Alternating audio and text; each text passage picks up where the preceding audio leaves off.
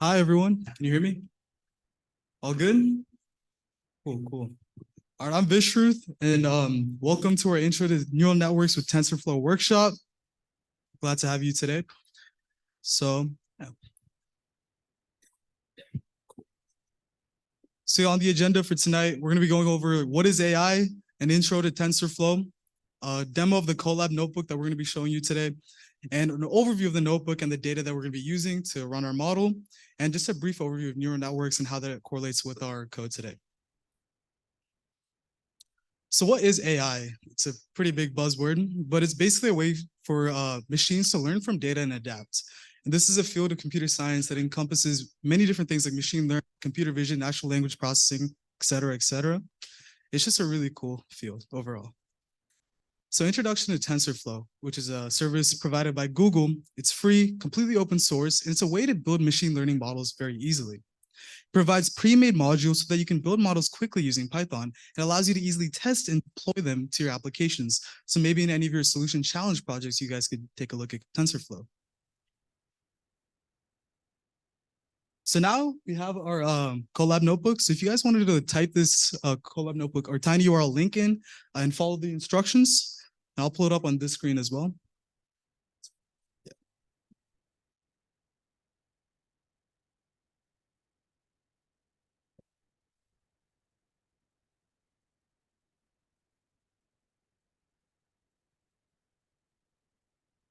Is everyone's at the collab? Thumbs up. Thumbs up. We good? We good? Cool. So when you get to the link, you want to click File and click on Save a Copy in Drive. And once that loads up, and then we're going to be switching the runtime. So you go to Runtime and you click Change Runtime Type. And so right now it's clicked on CPU. We want to click on T4 GPU, which basically allows us to train our model a lot faster. So let's click on that, click Save. Is everyone good? Are we here? We get thumbs up if you're at the stage. Cool, cool. That's what I like to see. All right. So just a brief overview of the notebook that we're going to be working with today. We're going to be going over the imports. We're going to be using packages like pandas, matplotlib, numpy, et cetera, and obviously TensorFlow. So yeah, let's just give this a quick run. Yeah, so as we go through this, we're going to be going over all the different like sections of the notebook just to give you guys a high level overview of what's going on, the procedure of like building a basic neural network. So right now what we're doing is running the imports, which is a very simple process. All you have to click is run. We've already written it all out for you, but we're using a ton of different packages. So now everything's been satisfied. And you can also go to runtime and click run all, but I'm going to go through every single cell just to like kind of talk about what's going on at a high level. But if you want to just make sure everything works, click run all and raise your hand if you do have any questions. We'll come around to help. So the next step is going to be cleaning the data, so which is setting it up, fetching the data, obviously, and also downloading as a data frame and breaking it into understandable parameters to pass it into the model, which is basically a lot of technical jargon for saying making the data understandable for our model to process. That's it. So our goal with this model is to build an income prediction model using this neural network to predict income using publicly available census data.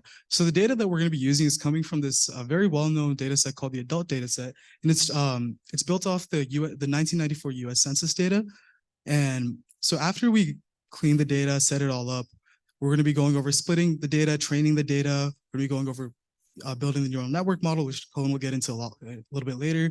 Loss function optimizer, which is basically a way for us to like analyze how our model is doing, is it producing viable results? Is it producing accurate results? Things like that. And lastly, we're going over just plotting, just making sure everything's good. And yeah. So yeah, this is like an overview of the census data that we're using. So as I mentioned, it's from the 1994 census study. And we're going to be going over 7 major attributes such as age, education, race, gender, capital gain, capital loss, and hours per week. And obviously, our output variable, as I mentioned earlier, is going to be income. So with every single one of these attributes, we've made it into a very digestible format. So like, for example, is it false if they're less than or equal to 50,000 in income, or true if they're greater than $50,000 in income. So having this in like such a understandable format allows us to both feed it into the model in a very efficient manner, but also get data in a way that's understandable for us as well. So yeah, and as I, yeah, give me a sec. Let me just run the cleaning code real quick. So right now I'm running the data setup. Let's make sure that's all good. And basically what we're doing, as I mentioned before, is normalizing the data, being able to pass the data through in an understandable manner. That's where you saw the zeros and ones and like the less than or equal to $50,000, things like that. So let's just run all these. This is all good. So like I mentioned, we get like a brief overview of what our data is looking like, and it's very, very understandable as of right now. So yeah, let's clean up the data, run all this. Yeah. Is everyone good? Are we, hello? We good? Cool. Yeah.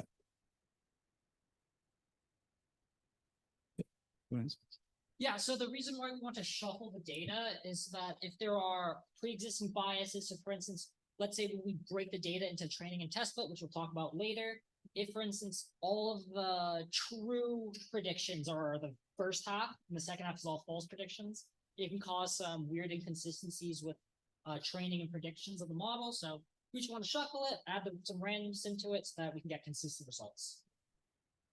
That's a great question. So the next step is going to be training it or splitting our data into train and test splits. So basically what this does is prevents overfitting, which is basically you show that our model does not memorize data, which leads to unprocessable results. And yeah, so it allows us to test our predictions on this new data that we're passing in. So let's go ahead and run these two cells. And it's not going to output anything, but the data is already being like processed, being split into these train and test containers. So yeah, I'll hand it off to Colin.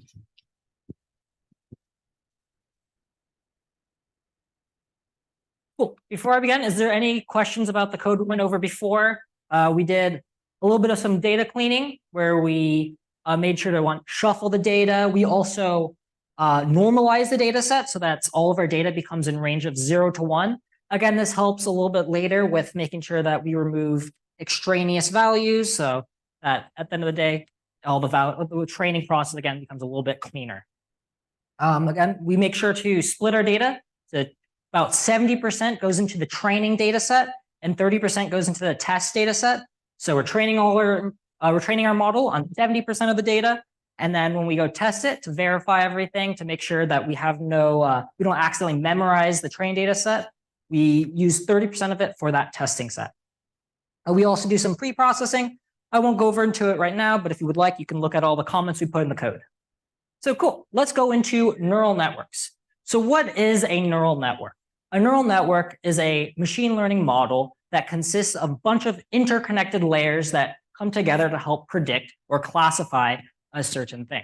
In this case, we're going to be using it to classify whether or not a specific person is making more than or less than $50,000 using the attributes we showed a bit earlier. As we can see in this model of a neural network, there was a bunch of different layers where layers represent a bunch of neurons. So each of those circles is a neuron, and every layer is going to be connected to the next layer. So as we see, we have all those different interconnections. We'll go in a bit about how they're connected and what that means. But one important thing to know is when we talk about the width of a neural network, we're talking about the number of neurons or those circles in a specific vertical layer. The depth of a neural network is how many layers there are in a neural network. Again, these are some keywords that are good to know that we might use some time later. So what does it mean for these layers to be connected? So the kind of the math behind everything. I don't expect everyone to memorize this, but I would kind of hope that you get somewhat comfortable with what these terms mean, because again, we'll talk about a little bit about this later. So this is an example of a neuron. As we see here, it takes a bunch of inputs. it does some math to it, and eventually we get an output. So those inputs will be all the different values from the neurons from a previous layer. So for instance, let's say we look at this neuron here. So all the inputs would be the values of all the neurons from the previous layer. So every single layer is connected to this neuron. So we use that as those inputs. Then we multiply each of those inputs by a certain weight value. Again, I'll go into what these weights mean or what they mean, but just think of them as some arbitrary number that we multiply to each of the inputs. We sum all those together with some bias, again, some arbitrary number, I'll get to it a bit later. And that becomes our linear layer. So you'll hear the linear layer or dense layer a lot as we go through this, but this is the main part about it being linear. Because think of it as, your simple, y equals mx plus b function, where we have our coefficient, which is the weight, and we have our input, which is going to be like our x, and our bias, some b value. So when we have all these linear layers together, one potential problem is that if we have a bunch of linear layers and we add them all together, it can become simplified to just a single linear layer, which is not something we really want. And so we want to add some non-linearity to it, which in the form of an activation function. That entire linear concept and non-linearity doesn't make sense. Don't worry about it. Just understand we have inputs, weights, bias, and an activation function. So what do I mean by an activation function? What is the sigmoid function? These activation functions are nonlinear functions, as I mentioned, that can do a lot of different things. So see here, these are some examples of what different activation functions there are. The main ones we'll be talking about are sigmoid, tanh, and ReLU. As we can see, sigmoid is just a simple function that turns our data into a value of between 0 and 1. So for instance, if we are predicting something that needs to be between 0 and 1, think like a probability, we can throw in an activation function that is a sigmoid because that has a range of 0 to 1. Similarly, with tanh, it has a range of -1 to 1. So for instance, if we need to change our data to become between -1 and 1, we would probably want to look into tanh. ReLU is a very popular activation function and is very simple, where it's just the maximum of 0 and whatever the value is of the function. So think of this as just a positive number. If it's not positive, it's just set it to 0. This is probably the most common activation function used. Again, we won't really go into why or what the difference is in the actual models, but just understand these are for non-linearity purposes. So going back to what the neuron does, it takes those inputs, multiplies by these arbitrary weights, adds it to some bias, throws it to the activation function, and boom, we have our new value of that neuron. So if you go back to this diagram, we're able to calculate the value of a neuron using, again, all the values from the previous layers worth of neurons, throw in some arbitrary weights, some bias, send it through an activation function, and then we'll get our neuron value. And then we'll keep going through all the different layers until we get to our final output layer, which should hopefully get us to our final prediction. So what does that look like in our code? So if we go look back at our code, we could see that we want to actually build a neural network. So how can we do that? So we want to be able to add different layers to our sequential network. Because we're making a sequential model, it just means that these layers are going to be added on one on top of the other. So let's go ahead and start to add a layer. We can add as many layers as you want. Again, the more layers you add, the more complexity it takes the more complexity it uses. Again, higher computational requirements. Might take longer to train, but sometimes you can find some details. Sometimes it gets lost. We'll get to that in a bit. So let's go ahead and add a new layer. So the first part about a layer is we want to do model.add. Again, all this information is in the comments above. So we want to add a dense layer. Again, dense layer is similar to a linear layer, which I just mentioned, where multiplies by some weights, adds a bias. You don't have to worry too much about it. So when we add the dense layer, we want to give it 3 parameters. We want to give the output size. So think of this as the size of the layer. So we can come up with any number we want. I'm just going to throw in 28. Why? Because that's what I'm feeling like right now. Again, we also want to throw in an activation function. So you can use any activation function you want. I have a list here. There's the ReLU, sigmoid, tanh. I'm just going to use ReLU just because. You guys can try whatever you want here. But again, I'll be using ReLU. So I set to ReLU.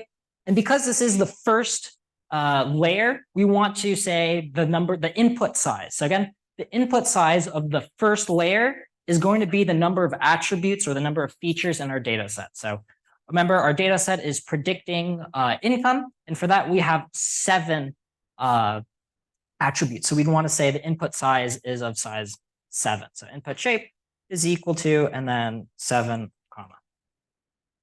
Does anyone have any questions so far? Raise your hand if you have any questions. And also, can I get thumbs up, thumbs middle, or thumbs down about how people are feeling about this? Because this was a lot of information. This entire presentation typically will get presented over like a couple weeks worth of class and a deep learning class, but we're trying to go through it really fast. So just trying to see how everyone's doing. All right, so this is our first layer. We can add as many layers as we want. I'll say, oh, you have a question?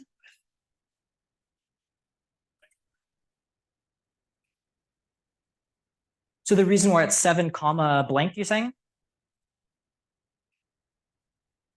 So that just has to do with the size of or the shape of our input array. The size of our input array is a bit complex. I don't expect you to go too in depth with it. Just know it's a 2D array that's pretending to be one-dimensional, which is why it's 7 comma blank. But yeah, don't worry too much about that. All right, so let's just go ahead and add another layer. You guys can add as many layers as you want. I'm just going to add another layer that is size 10. So model.add, dense, 10, activation. I'm just going to throw in a tan-h activation. And again, we don't have to put the input shape because this is not our first layer, and we'll just use the shape of the previous layer as the input. So you can, again, add as many as you want. Every layer increases the depth. Remember, the width of this is the number of neurons in each layer. So if you want, you can add 5. I'll just add 3 just to make it short and simple. And for the final layer, because we are predicting only a Boolean rather than a multi-class classification, because we're doing a Boolean, we just need to have an output size of 1, because we're only trying to predict one thing, yes or no.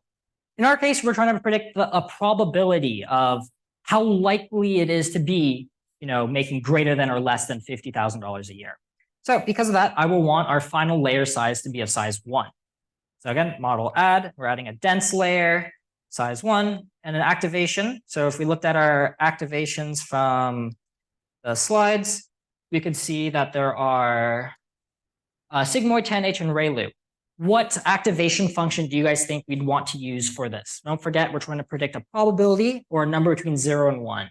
Anyone want to take a guess as to what activation function we'll want to be using? You. Yes, sigmoid, exactly. Again, we're trying to predict a number between 0 and 1, so we'd want to use the sigmoid function, which has a range between 0 and 1. For instance, if we're trying to predict a number between 0 and infinity, maybe ReLU would be more our speed. And so right now, we'll just be using the activation function of sigmoid. So activation is equal to sigmoid. Did I misspell something? All right, so we can run this and hopefully we don't error out. And yeah, it should display something like this. Does anyone have any questions about building our neural network? So right now, we've just defined what our neural network is going to look like. Can I get some thumbs up, thumbs middle, thumbs down about how people are feeling so far?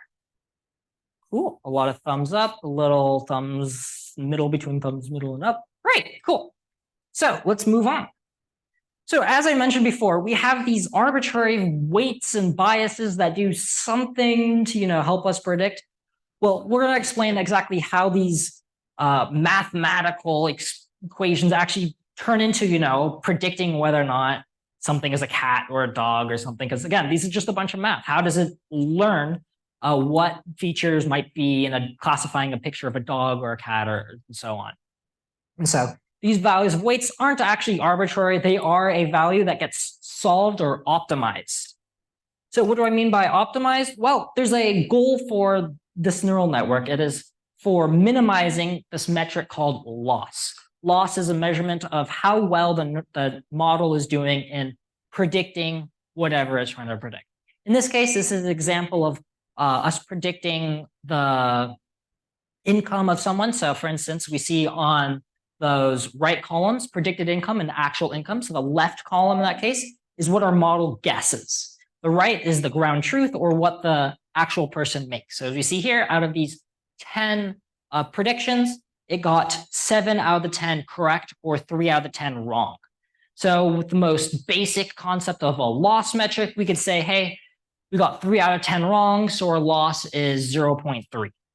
Obviously, we'd want that loss to be as small as possible. So the goal would be to change those weights and biases so that when it eventually comes to that final layer that we get matching predictions.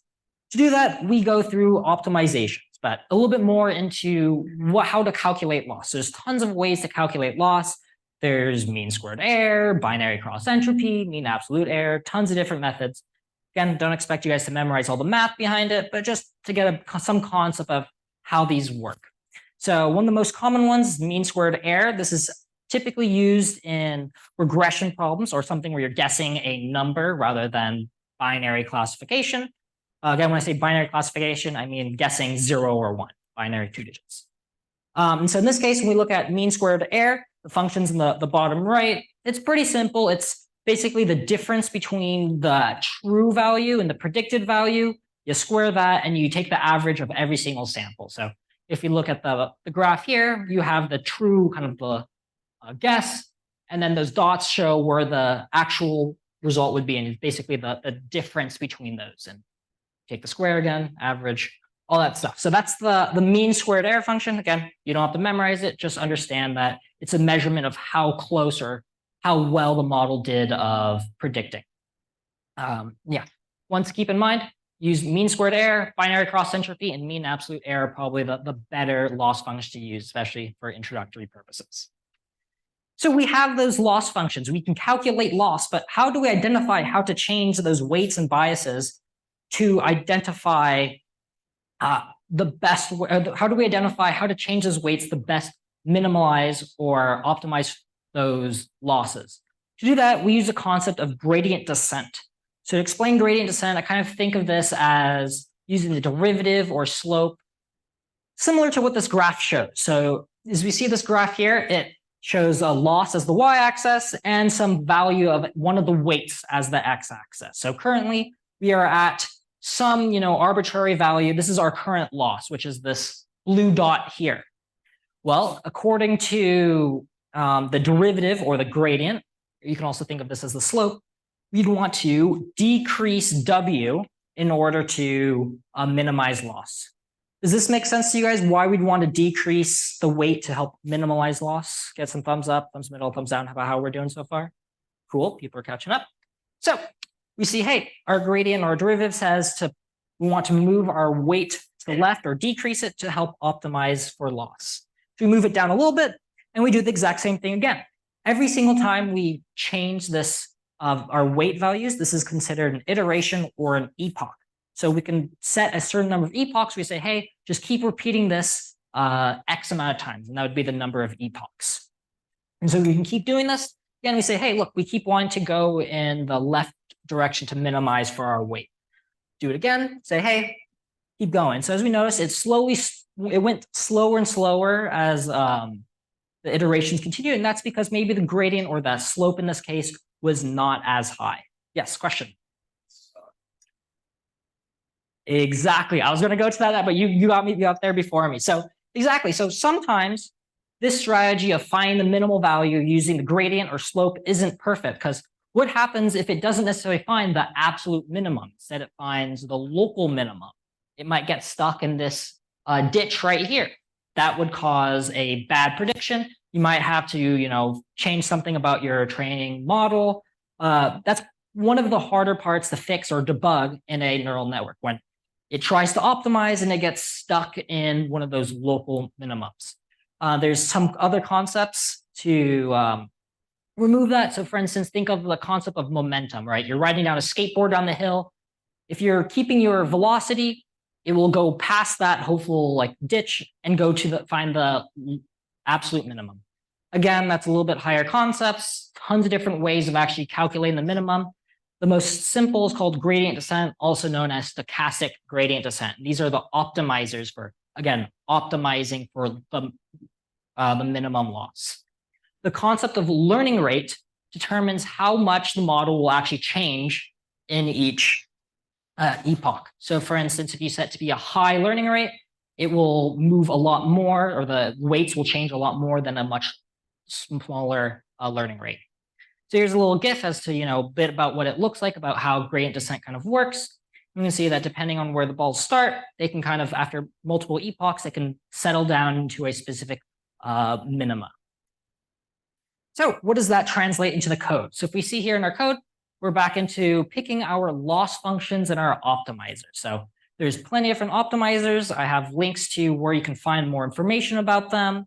But in this case, we'll be looking at stochastic gradient descent, or SGD, and atom. So you could choose whatever you want here. In this case, I'll be using stochastic gradient descent just because that's what we just talked about.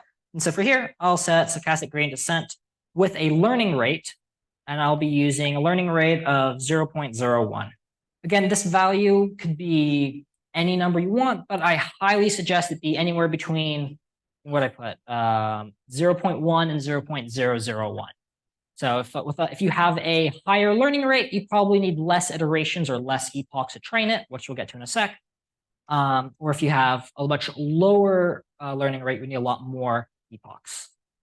All right, so now that we've set our optimizer, let's set our loss function. So how do we want to measure our loss, or measure how well our model is actually doing? I talked about mean squared error. If you want, you could try using that. In this case, I'm going to be using binary cross entropy, which does a lot better in binary classification. Again, we're doing binary classification here because we are trying to predict either 0 or a 1, or a probability between the two. So to do that, I'm just going to put binary cross entropy as a string. And when this gets put into the model, it'll know what it means, what I mean by binary cross entropy. And make sure that you spell everything correctly, otherwise you might get an error later on. For number of epochs, you can put however many epochs you want. The more epochs you put, the longer it'll take to run.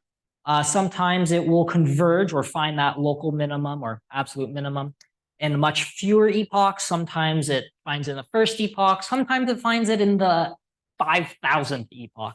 In my case, I'm just going to put 20, and we can play around from there. All right, while this is running, I'm going to ask, how's everyone feeling about this? I get thumbs up, middle, down about this. I see some middle, some ups. Okay, do we have any questions about how this works? A little bit about the code. How are we feeling? Any questions? Cool, no questions. So while this is training, we could see how it's doing. So as we see at the very beginning, it has a loss of 0.664. It's hard to tell exactly what that means unless you truly understand the math behind the binary cross entropy loss function. But we can also just look at accuracy. This accuracy says it predicts correctly 0.63 of the time. And as each epoch progresses, so from the first epoch, it should hopefully be doing the worst and slowly improve at every iteration. So you see at the second one, it got slightly better, and it just keeps getting better and better and better. And as we can see, it is slowing down as it's learning. So it's not learning as fast. So maybe at the beginning, we saw improvements of 0.05 in our accuracy each time. But now at the end, at epoch 19 and 20, we see just barely, 0.001 improvement in our accuracy. This is still running, so it's not finished. But how is everyone's, what type of accuracy people are seeing right now? Is anyone seeing between 60 and 70% accuracy? Take a raise of hand if you're seeing between 60 and 70%. Anyone get between 70 and 75% accuracy? Okay, a little bit more of that. Anyone above 75% accuracy so far? Okay, a lot is above 75. Well, above 78% accuracy. Anyone above 78? Okay, one person above 78. What accuracy did you get so far? 0.81. Okay, wow, that's really impressive. How many epochs do you have it set to right now? Okay, cool. Well, again, there's a lot of playing around that we can do later on to help optimize for this, which we'll get into later. So let's see what our model is actually doing. So now that we've trained it, we have been able to identify what weights and biases that we want to save in our model. And let's actually go test it with our test data, see how well it actually did. So we can graph how it trained over the different epochs. As we see, it started training really fast and then slowed down, tapered off near the end. And so when we actually then to go evaluate this, we can use the model.evaluate command and see what kind of accuracy we got. So it runs it on all the test data. We throw it both the inputs, so all the attributes, and the ground truth, which are our test y. We print out our score, and we get a test accuracy of 0.75-ish. So this is an important thing to test. We want to make sure that we're looking both at the training accuracy and our test accuracy, because sometimes we can have a very high training accuracy. So for instance, we might get 95% accuracy when we're looking at our training data. Then we run our testing data, it has 50% accuracy. That typically means we have memorized our training data. So maybe our model was too complex, it fit or overfit our data too much, and therefore maybe something needs to be changed about our model. In this case, because our test and training accuracy are about the same, it means we didn't necessarily memorize our data, and we did a pretty good job here. So let's see what the results actually look like. We can use this to display the results. And you can see what, given the attributes, what did we actually predict? So for instance, on that first layer, or the 0th index, with someone that's, 56-year-old, I'm not sure what the education 9 means, probably high school graduate, I don't remember. Race 1 means non-Black race, sex 0 was male. I don't remember the exact conversions for all this, but we were able to predict that there's a 52% chance this person is making greater than $50,000. And so were we correct with that? No, we're not. The actual income was 0 or less than $50,000. And our 52% guess, that could be rounded up to 1, so we predicted incorrectly here. We can see other examples of where we predicted correctly. So for instance, in the final row, we did predict correctly, but this prediction of 0.44% chance that this is making less than, or 0.44 chance of the person making more than $50,000. And so we would round down, and that would be our prediction. So this is just a very quick thrown together model. Again, all the values I used were just kind of random. I decided on the spot.